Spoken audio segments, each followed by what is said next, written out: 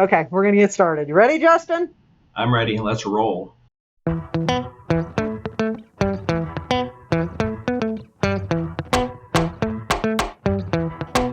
All right, so I know you have experience in this. I do. Boy, it's really funny. There's this guy named Scott Williams that works in our support department. People love him. He's a good old boy. I Yes, we love love Scott. Scott. So Scott and I worked together in the equipment industry, and we had many, many trucks, but we also would hire outside haulers and things like that. And we were renting large equipment, so we couldn't always get the equipment onto one truck. And I'm ashamed to even say this, but what we would do is we didn't even like using the computer back then. And what we would do is we would print the contract and we would make multiple copies of the contract and highlight which each driver was supposed to take. And it was a mess. We didn't have dispatch center. We didn't have the ability to use L tickets like we do in point of rental. How about you, Justin? What kind of experience do you have with that? Wow, that's a very advanced way that you used to do that. What we did was we had one copy of the contract that went out to the yard, and the person in the yard would cross off the items that they have loaded, initial and date, and then that piece of paper went back into the customer's hands. Well, who knows what's going to happen with that, right? And if we were lucky, they would call up to the front counter, and somebody at the front counter would go into the contract and they would make a note on the contract in the ad call, as to which items were already loaded up by whom and when. And when the Yes. customer came back for the second load of their will call order, then you would go off of that same piece of paper and your notes that you hopefully have in the system. When it came to deliveries, okay, very similar to what you did. Mhm. But boy, what a cumbersome process.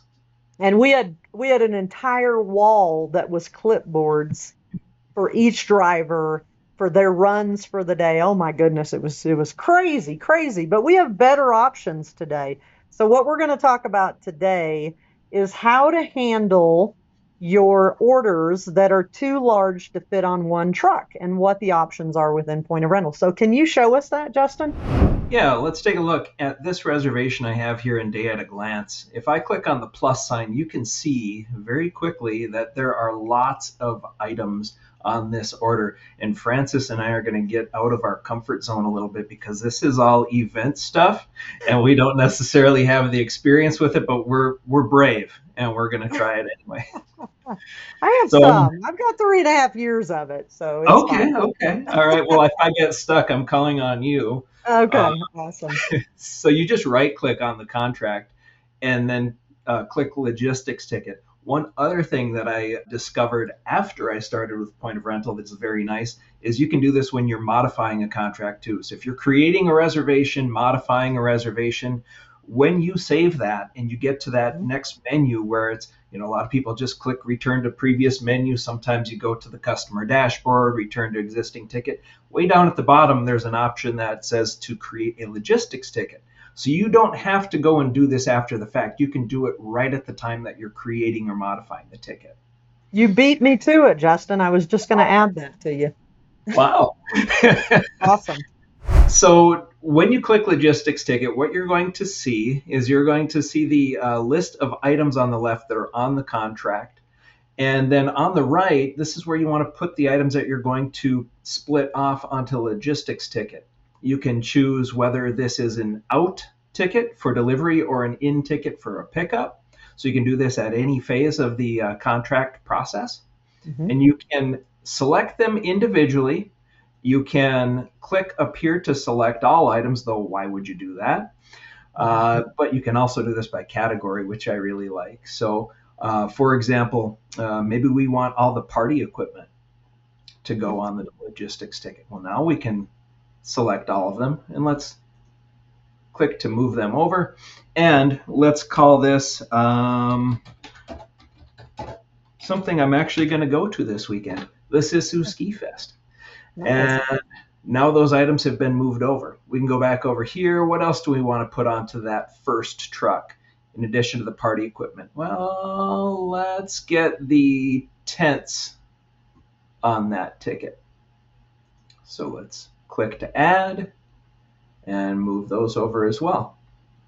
So in this respect, you can go through by department, you can go through by item, and whenever you are all set, you can click save. Though, was there anything else you wanted to see in here? No, I think we're good. So you do want to leave some items on that primary contract because that you're going to deliver some items off of that. But what you're going to do is just create the L ticket. A lot of companies, especially event, will use these if they're going to have trucks go to different areas of a venue, and that way they know which parts to drop off. So a lot of companies do that as well, where they will create separate L tickets for where they're dropping inventory. Yeah, that's a great point because you could potentially fit it on one truck, but if it's a large venue and you've got different areas that are going to take a lot of time to move from one to the other, or even maybe it's a job site where there are secure areas and you want one truck to stay out of the secure area, and then you got another truck that has to go into the secure area. Right. All kinds of options. And this isn't just for event, as Francis mentioned. In the equipment industry, you could use this for large job sites where you're going to have multiple pieces of equipment going to that one site, but they're all on one contract. Maybe you've got 2 or 3 telehandlers on the one contract, plus you've got maybe 3 aerial lifts. Whatever the case may be, you can split those up into as many trucks as you need with an L ticket, but keep them on one contract for invoicing and tracking. So that's important. I think that's an important point. Just to mention that the L tickets are strictly for delivery and pickup. The revenue is all posted on the original contract, and the items are on the original contract. The L ticket is just about how you're delivering and picking up the items. That's right. Okay, awesome. So today we talked about L tickets. When you need to break out your deliveries into multiple stops or different trucks, you can use L tickets. If you would like more information on this, please go look in ULearn and search L tickets. And then you can also ask AI. It's going to give you some information there. And then if you just want to talk to us, call into support. We're happy to help you. Thank you for joining me today, Justin. You're welcome. Thanks for having me on the podcast. We'll see you guys soon.